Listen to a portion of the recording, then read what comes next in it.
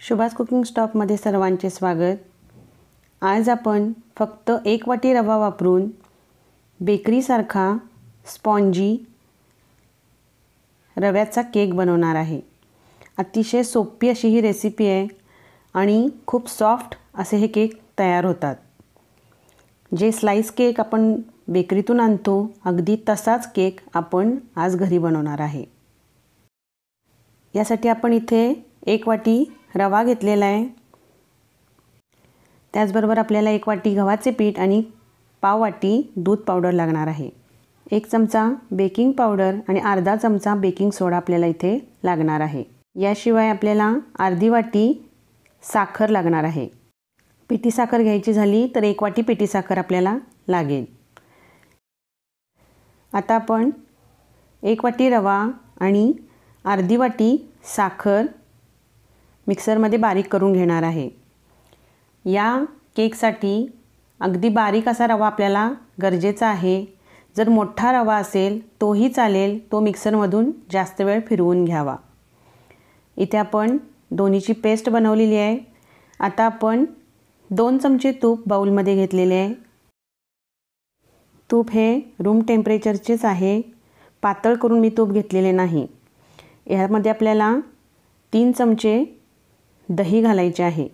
दही थोडेसे आंबट असले तरीही चालेल।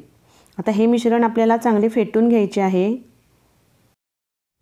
दही आणि तूप चांगले एकजीव व्हावेत या पद्धतीने आपण हे फेटणार आहे।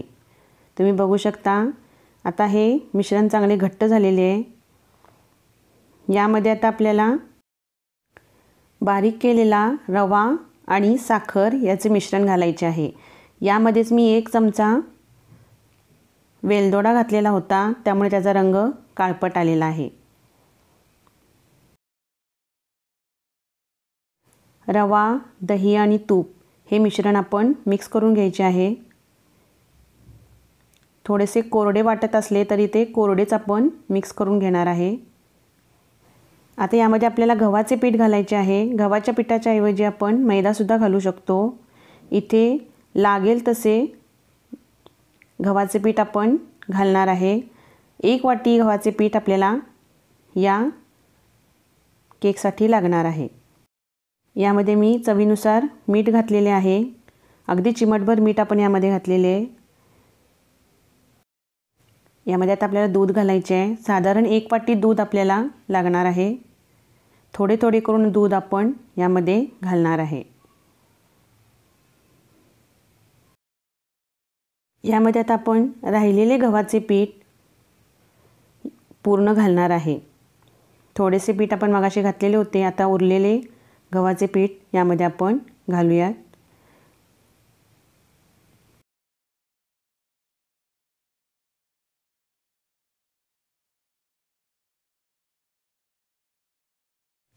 एकूण 1 वाटी गव्हाचे पीठ आता आपण यामध्ये घातलेले आहे। गव्हाच्या पिठाच्या ऐवजी मैदासुद्धा आपण घालू शकतो, पण गव्हाचे पीठ घातल्याने केक हा हेल्दी होणार आहे। आता यामध्ये आपल्याला इसेन्स घालायचा आहे। वेलदोड्याची पूड आपण घातलेली आहे। इसेन्स नाही घातला तरीही चालेल, मुलांना आवडतो म्हणून मी इथे व्हॅनिला इसेन्स घालणार आहे। इसेन्ससुद्धा मिक्स करून घेऊ। मिश्रण थोडेसे घट्ट झालेले आहे। यामध्ये आपण ठेवलेले दूध घालून टाकू। पूर्ण 1 वाटी दूध आपल्याला या केकसाठी लागलेले आहे।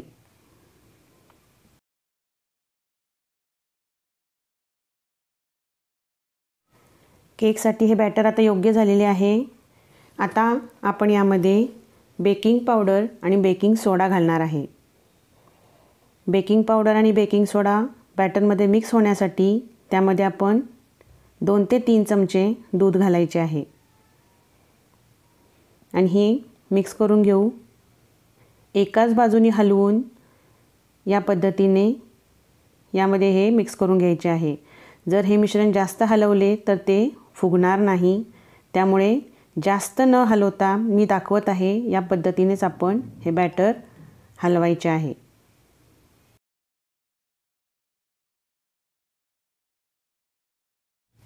आपले केकचे मिश्रण तयार झालेले आहे। आता ते आपण केक टीनमध्ये घालणार आहे। थोडेही हे आपण भिजवत ठेवलेले नाही, लगेचच आपण हे वापरणार आहे। त्यामुळे इथे मी 1 चमचा यामध्ये व्हिनेगर घातलेला आहे।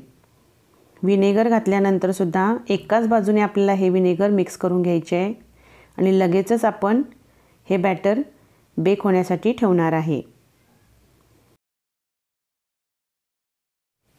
त्यासाठी आपण केक टीन तयार करून घेऊ।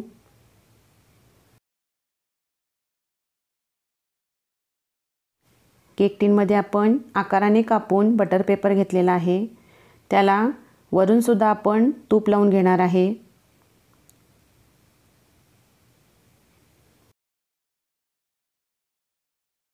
या पद्धतीने आपण केकचे टीन तयार करून घेतलेले आहे। आता यामध्ये आपण केकचे बॅटर घालणार आहे। बॅटर हे घातल्यानंतर केक फुलण्यासाठी टीनमध्ये जागा असायला हवी। जर जास्त बॅटर घातले तर टीनमधून बॅटर बाहेर येईल। त्यामुळे अशा पद्धतीनेच टीन निवडायचं आहे, जेणेकरून फुगण्यासाठी त्यामध्ये जागा राहील। या पद्धतीने टॅप करून आपण टीन तयार केलेला आहे। आता हा आपण बेक करण्यासाठी ठेवणार आहे। यापूर्वीच मी 10 मिनिटे कढई बेक करण्यासाठी ठेवलेली होती। त्यामध्ये मी मीठ घातलेले आहे। मीठ गरम झालेले आहे। यावरती हे स्टँड ठेवून आपण त्यावर हे बॅटर बेक करण्यासाठी ठेवणार आहे। आपण 2 पद्धतीने स्टँड ठेवू शकतो, सरळ किंवा या पद्धतीने उलटे करून आपण हे बॅटर यावरती बेक करण्यासाठी ठेवणार आहे। पूर्ण 30 मिनिटे आपण हे बॅटर बेक करून घेणार आहे। मध्यम आचेवरती 35 मिनिटे बेक केल्यानंतर आपला केक तयार झालेला आहे। तुम्ही बघू शकता अगदी छान असा हा रंग आलेला आहे। पण पूर्णतः केक गार झाल्यानंतर मगच आपण तो बाजूला काढायचा आहे। टीन आता गार झालेले आहे। आता हा केक आपण प्लेटमध्ये काढून घेऊ। या पद्धतीने आपण केक हा काढून घ्यायचा आहे। लगेच केक निघालेला आहे, तुम्ही बघू शकता। बटर पेपर सुद्धा लगेच यावरून निघालेले आहे।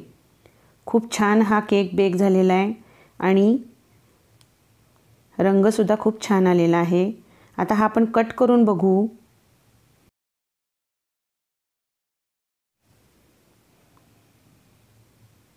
या पद्धतीने आपण तो कट करून बघू।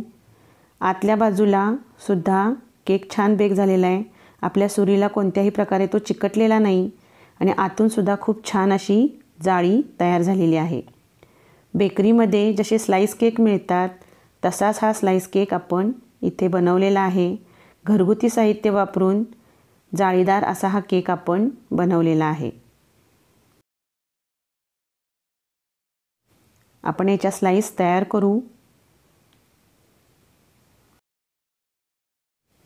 तुम्ही बघू शकता अगदी जाळीदार असा हा केक तयार झालेला आहे। अगदी कमी तुपामध्ये तेल न वापरता आपण हा केक बनवलेला आहे, पण तरीही तो कोरडा न होता जाळीदार आणि सॉफ्ट तयार झालेला आहे।